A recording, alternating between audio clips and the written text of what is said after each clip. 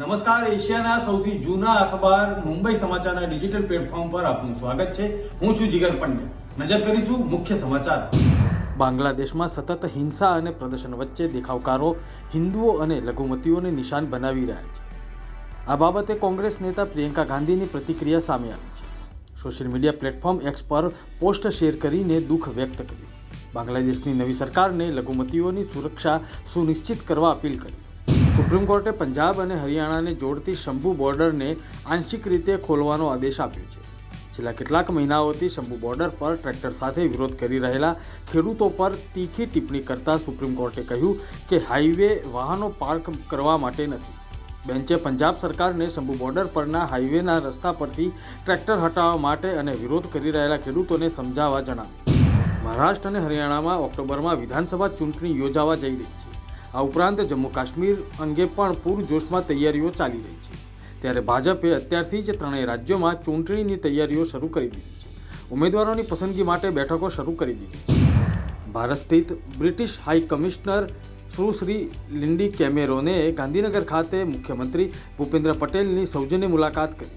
British high commissioner તરીકેનો ભારતમાં પદભાર સંભાળ્યા પછી તેમની આ પ્રથમ ગુજરાત મુલાકાત હતી। કચ્છ જિલ્લાના ગાંધીધામ ખાતે તિરંગા રેલીનો સાંસદ વિનોદ ચાવડાએ લીલી ઝંડી આપીને પ્રારંભ કરાવ્યો। 300 મીટરના રાષ્ટ્રધ્વજ સાથે ગાંધીધામમાં નીકળેલી તિરંગા યાત્રાથી શહેરના રસ્તાઓ દેશભક્તિના નારાથી ગુંજી ઉઠ્યા। વલસાડમાં જિલ્લા કક્ષાના 75મા વન મહોત્સવની ઉજવણી નારગોલ ખાતે કરવામાં આવી। રાજ્યના નાણાં, ઉર્જા અને પેટ્રોકેમિકલ્સ મંત્રી કનુભાઈ દેસાઈના અધ્યક્ષસ્થાને દક્ષિણા વિદ્યાલય ખાતે કાર્યક્રમ યોજાયો। ઉજવણીમાં એક પેડ માં કે નામ અભિયાન હેઠળ વૃક્ષારોપણ કરીને વૃક્ષ રથને લીલી ઝંડી આપવામાં આવી। ગુજરાત રાજ્યમાં બાલવાટિકાથી લઈને ધોરણ 12 સુધી કુલ 2.29 લાખથી વધુ વિદ્યાર્થીઓએ ખાનગીમાંથી સરકારી શાળામાં પ્રવેશ મેળવ્યો છે। વર્ષ 2024-25માં અમદાવાદ મહાનગરપાલિકામાં સૌથી વધુ કુલ 37,000 બાળકોએ ખાનગીમાંથી સરકારી શાળામાં પ્રવેશ મેળવ્યો છે। બનાસકાંઠામાં 10,000 જેટલા વિદ્યાર્થીઓએ ખાનગી શાળા છોડી છે।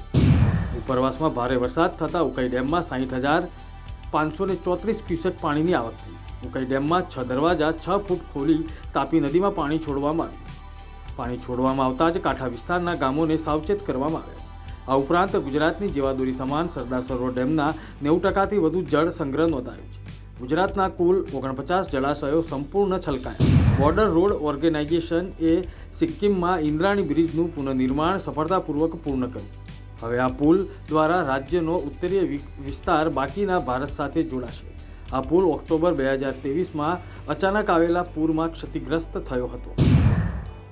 Rajkot RMC chief fire officer Anilkumar Becharbhai મારું ₹1.80 લાખની લાંચ લેતા ઝડપાયા। ફાયર એનઓસી માટે ₹3 લાખની માગી હતી લાંચ।